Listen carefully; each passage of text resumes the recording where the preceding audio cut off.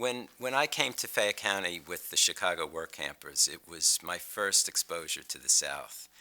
And I can remember we all assembled in Chicago, and I was in the first car that came down, and we drove all night from Chicago, and we arrived in Fayette County in the morning. And there was one moment on that drive that really got my blood flowing and made me realize that we were going somewhere new.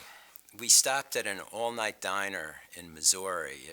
We were giddy. It was four guys in a car talking, excited, and we got out for some food and for some coffee.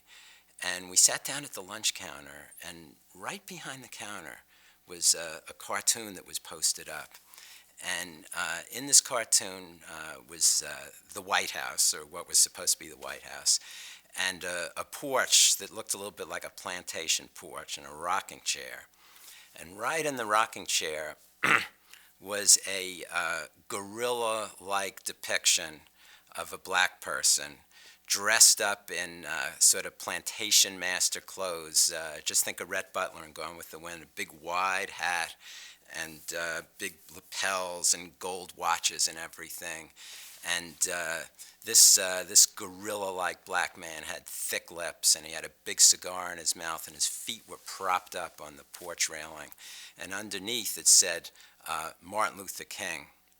And I forget the exact words of the caption, but it was something like, this is what you're in for if Martin Luther King gets his way. And I remember I was just like picking up my coffee cup when I saw it, and my hands just started shaking. And